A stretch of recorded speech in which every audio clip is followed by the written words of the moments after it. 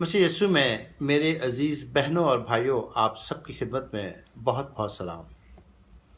इस पैगाम का दूसरा हिस्सा हमारी निजात, इस पैगाम को पाक कलाम की रोशनी में और दुनियावी तजर्बों से देखेंगे।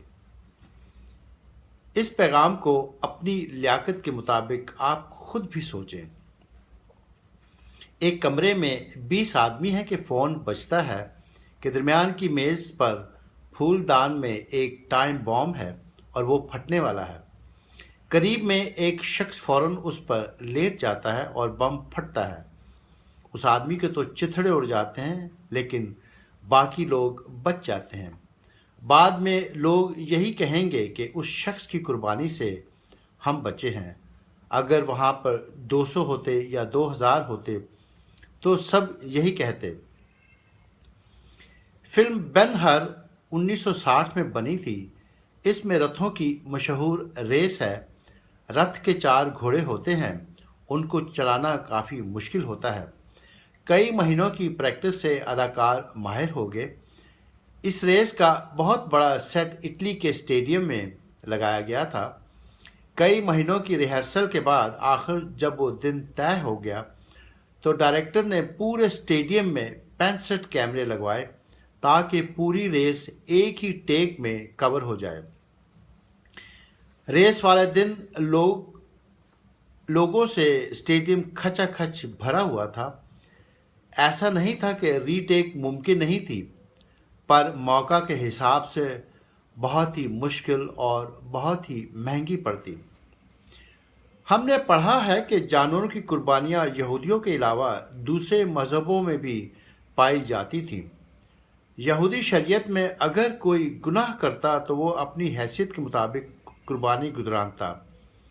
इससे उसका गुनाह 1 साल तक ढका जाता पर मुआफ नहीं होता, और ये हर साल मरने तक उसे गुजरानी पड़ती थी। बुतपरस्त कौमें तो इनसे 2 हाथ आगे थीं। वो तो जानवरों के साथ साथ अपने बेटे और बेटियों को भी कुर्बान करते थे और खुशी करते थे कि अब देवता हमसे राज़ी हो गया है। ये ज़रूर है कि कुर्बानियों से मुल्क बचे हैं, कौमें बची हैं, मज़हब बचे हैं। हम यहाँ पर इंसान कुर्बानी से बचा है, और वो कैसे, वो सीखेंगे। माँ को जब तक उसके सारे बच्चे सलामती से घर वापस ना लौट आए, ना तो उसे नींद आएगी और ना ही चैन। इसी तरह खुदावंद खुदा को भी ना ही नींद आएगी और ना ही चैन जब तक हम सब वापस उसकी बादशाही में लौट ना जाएं। हमें खुदा की इज्जत और उसका खौफ मानना चाहिए कि किस तरह उसने हमारी मुखलसी का बंदोबस्त किया। अगर ना करता तो, और अब जब इतना अजीब बंदोबस्त किया है तो आइए ज़रा देखते हैं। खुदावंद यीशु मसीह यूसुफ नाम एक रास्तबाज जो दाऊद बादशाह की नस्ल से था, पर एक गरीब बढ़ई था, उसके घर में पैदा हुआ। बढ़ई का काम उन दिनों में हाथों से होता और बहुत ही मेहनत तलब था। दूर दूर से दरख्त काट कर लाना, उनको रेड़े पर लाद कर दुकान तक लाना, फिर उनको साइज़ के मुताबिक काटना, फिर उन्हें प्लेन करना।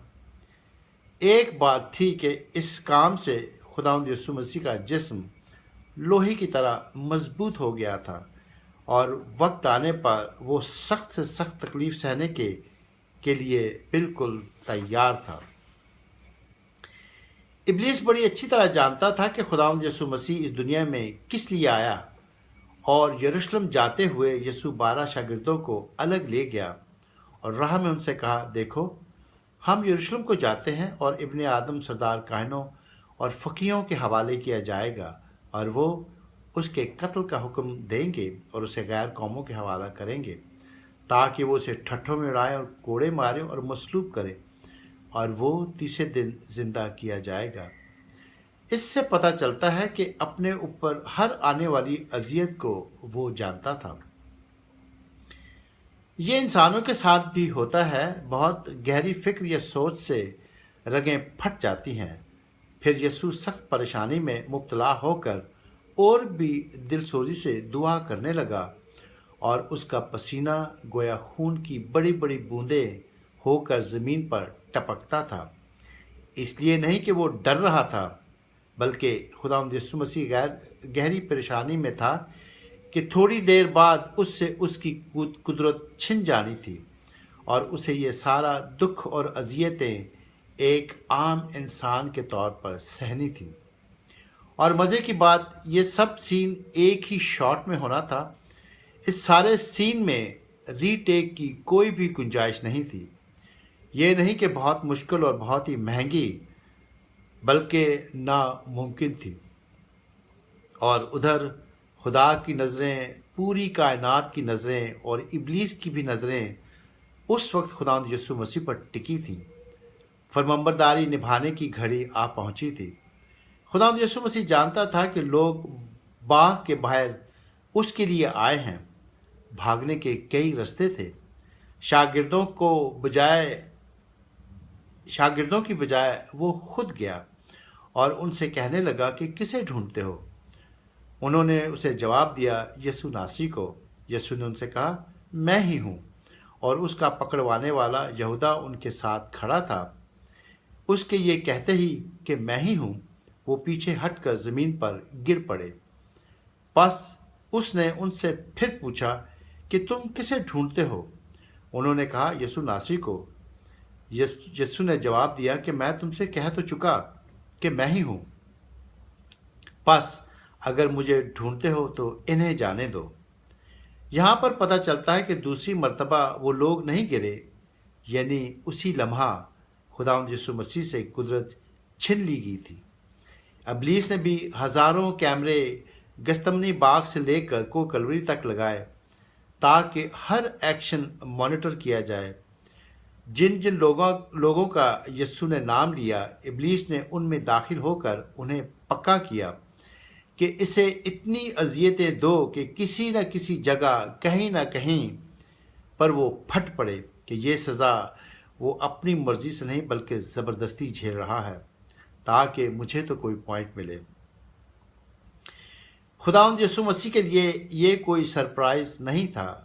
वो अपनी हर अगली अजियत को बड़ी अच्छी तरह जानता था। खुदा बाप ने भी उसे एक चॉइस दी थी कि अगर किसी जगह पर अजियत बर्दाश्त से बाहर हो जाए तो मेरी तरफ सिर्फ देखना, तो मैं तुम्हें उसी दम छुड़ा लूँगा। पर खुदावंद यीशु मसीह को अपनी अजियत से ज़्यादा अपने बाप की मर्ज़ी ज़्यादा अजीज़ थी। खुदावंद यीशु मसीह उन 18 घंटों में भूखा और प्यासा और सूली पर चढ़ाया गया।